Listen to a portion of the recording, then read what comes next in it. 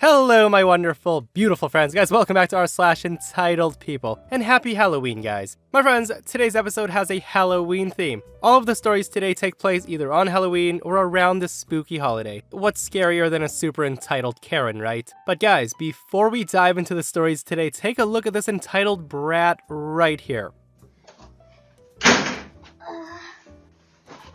Let's see.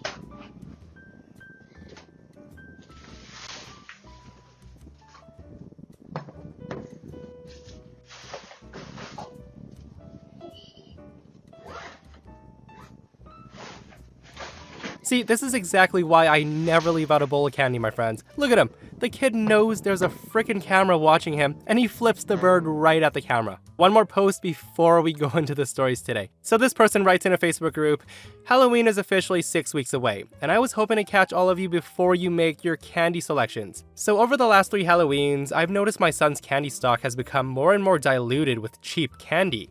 Now, I don't know if this trend is the result of the referendum, high water bills, or even the construction, but cheap candy has somehow infiltrated our community for Halloween, and it has to stop. Dum-Dums, Smarties, and Jolly Ranchers may be suitable for Northlake, Villa Park, and Addison, but not here in Elmhurst. We are an affluent neighborhood, and this status should be reflected in our candy provisions for Halloween. Standard-size candy is the bar, pun intended, that we set for this community on Halloween. And if you purchase the fun size, you don't need to return them. Just keep in mind that 4 fun size bars equates to a standard size bar when you doll out that candy to trick-or-treaters. And for the elderly who hand out coins, unless you plan on throwing some quarters into the mix, stop peddling your pennies and step up your game this Halloween. It's a calculated loss to the trick-or-treaters after you adjust for inflation, and the opportunity cost of what they could have received elsewhere if they had just skipped your house. I know guys, it's absolutely baffling how entitled some folk can be, right? Standard size candy bars only, guys. We need to show the other communities how rich we are. With that said, guys, I hope you enjoy the stories today, and do hit that subscribe button for future tales. So, I never thought I would need to post here, but here we go. I'm in the mood of spooky Halloween season, so I bought a t-shirt from a shop that says, Let's Summon Demons. On the t-shirt, there's a picture of these kids trying to summon a demon as one of the friends is laying on a pentagram. Now that is dark for some people, I get it, but it's Halloween season, so I didn't care. My fiance and I were in the mall near my new apartment, and I was wearing that shirt, while my fiance was wearing his usual polo and jeans. Now in the mall, I do get my fair share of what the heck is she wearing looks from employees. So I wanted to go down to a well-known body wash place to buy hand soap. My fiance knows how long I'd possibly take, so he left to go to a game shop. While I'm in the store, I find the hand soap and start reading which one is which. As I'm looking, I see maybe 4 more people come into the empty store. A mom and a daughter, and 2 older women, which I assume to be aunt and grandmother. The daughter was about 17 years old. She runs directly to the body wash set behind me on the display table. I find my soap and put it in the bag and walk away to the other side of the store.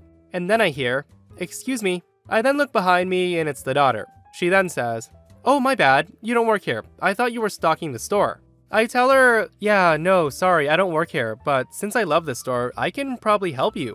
She then asked me for a certain scent, and since I could see it from where I was standing, I showed her. She then looks at my shirt and starts asking me where she could buy one and blah blah blah. I gave her all the details and even told her where the store was in the mall. She starts laughing about how I must know the mall very well, and I guess her mom heard her talking and walked towards us, and she says, "Come on dear, I found your scent." The mom then grabs her daughter's arm, and the daughter says, "Wait mom, I'm just asking her where I can get this shirt. Look at her shirt, I really want one, it's so cool." I then smile and look at the mom, as she reads my shirt, sees the picture, and then her face starts to turn into a look of disgust. It was really awkward, she didn't even try to hide it. Now this next part isn't word for word, but it's basically what happened. The mom looks at her daughter and says, "No, you don't need a Satan-worshipping shirt." She then grabs her daughter and tries to pull her away. The daughter pulls back and says, "No mom, I'm talking." Now at this point, I just stand there confused. And the mom says, "Listen, I know it's Halloween, but my sweet baby does not need to see this Satan worshipping crap when she's at the mall. You need to cover up. What's wrong with you? Are you possessed?" I then told her, "Listen, I don't care if you like it or not. I can wear whatever I want. Your daughter was just asking me where I got this shirt." I then told the girl again where the store was in the mall, and if she wanted it, she doesn't need mommy's approval, which was a mistake. I start to walk away, and the mother starts to follow me around the entire store, calling me a Satanist and how my kind shouldn't be in public, let alone at the Catholic school I attend, as she saw the lanyard that had my school name on it. The woman then starts yelling and asking for my name so she could call my school. I literally tried my best to finish my shopping and to leave. I checked out with her still behind me yelling. So I get done and she yells that I'm stealing, that she saw me stick some things into my pockets and that the police need to be called. Luckily, the workers know I didn't do it. The woman then continues to block me from leaving the store, and she even grabbed my arm, trying to drag me back into the store, and that's when I lost it. I slap her right in the face. She then starts crying and screaming, saying she'll have me locked up now, and how I was possessed, and that's what led to me hitting her. At this point, employees do rush over, as they saw what happened, and her daughter grabs her and she looks at me with the most apologetic look ever. My fiance was standing outside the door, and he grabbed my hand and rushed me to the food court to get me to calm down. Now I thought that this was the end, but nope. I guess mall security was called, and they were looking around for me in the mall. They eventually found me. Security searches my bags and looks at the receipts, and then asked me why I smacked her. I told them I can explain everything. Meanwhile, the crazy lady is yelling at the other security guards saying, "Don't let her get away." She put her hands on me. So to sum up the rest, I basically got set free. The employees told the woman that I was simply defending myself from her trying to drag me around. The mom was let go without security calling the police or letting me figure out who she was because I wanted to press charges. I can't believe this happened over a shirt. So OP does post a picture of the t-shirt that she was wearing, and here it is. Guys, I love how it says activities for children. Like, that mom really needs to take a chill pill though. It's just a t-shirt, lady. So, for some background, my cul-de-sac has a group chat, mostly run by an entitled Karen. I used to try to get along with her, but after the events of my last post and the snow settling in my area, I've taken a step back from the women on my street. Even so, she rubs me the wrong way every time she opens her mouth. So over the last few weeks, there have been a few incidents. One neighbor baked cookies for everyone, and Karen messages the group chat saying, "Next time, make them softer."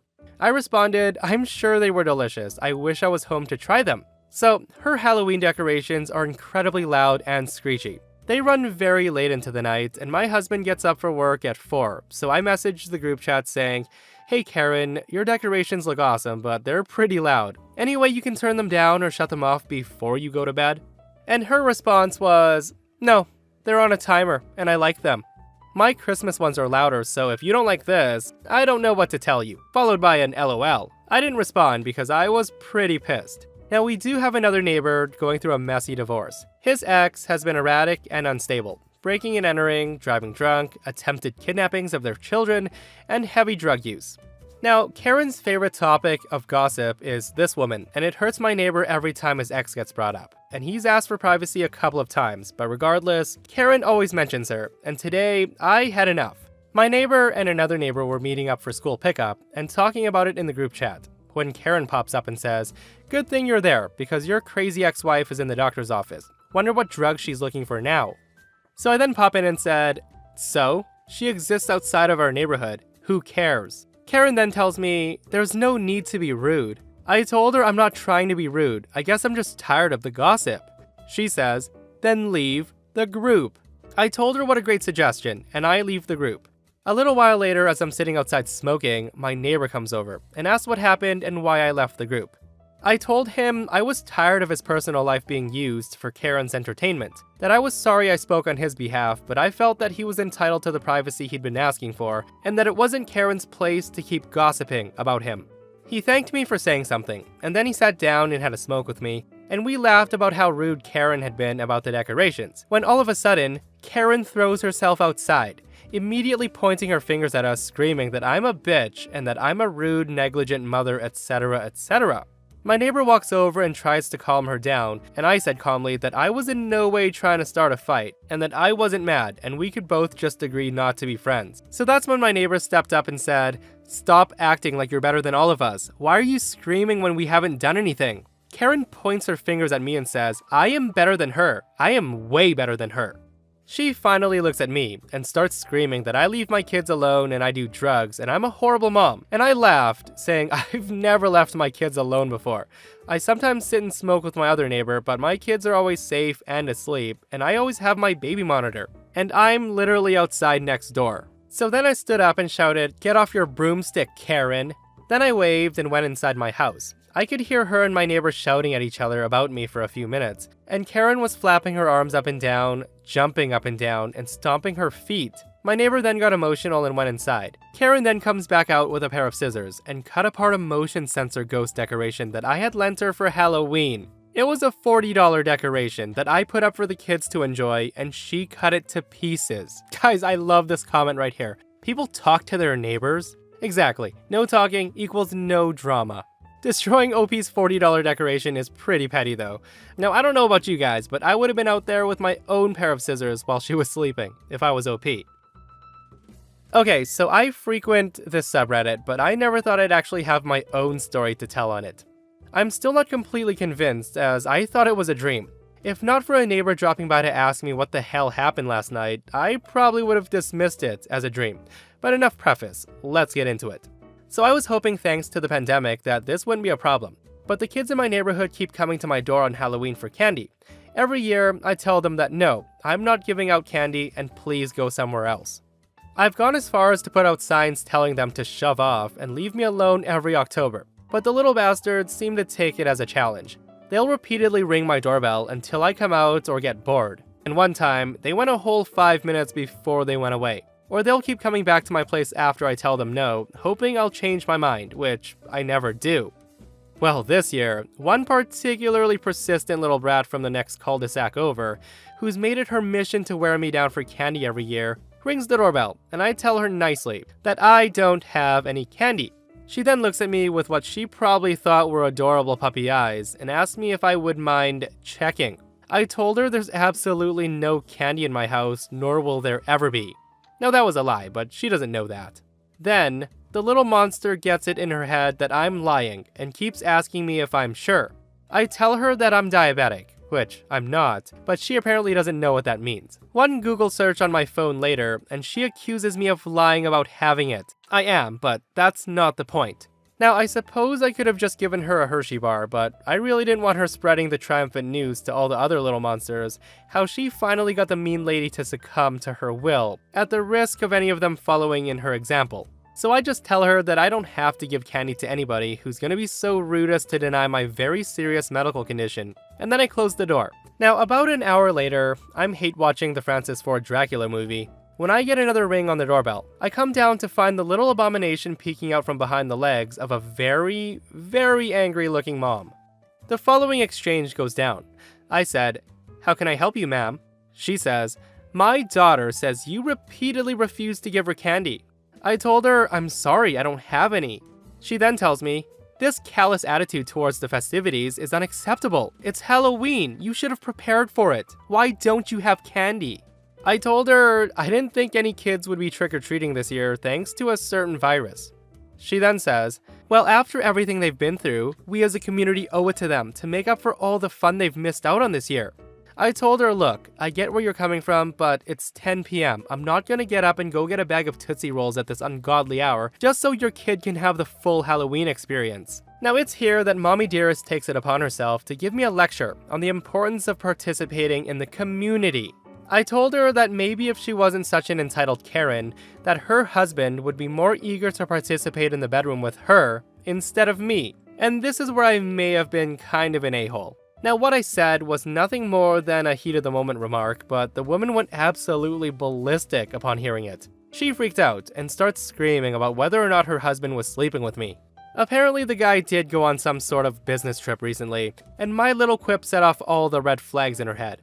She starts demanding to know if her hubby was in my house, trying to crane her neck around me to see inside, and shrieking at him to come out. At this point, I'm tired. I'm on the verge of a food coma from all the grocery store goodies I've binged on, and I'm 100% done with all of this. So I tell her to come back with a warrant and shut the door on her, in spite of her attempts to wedge her way in.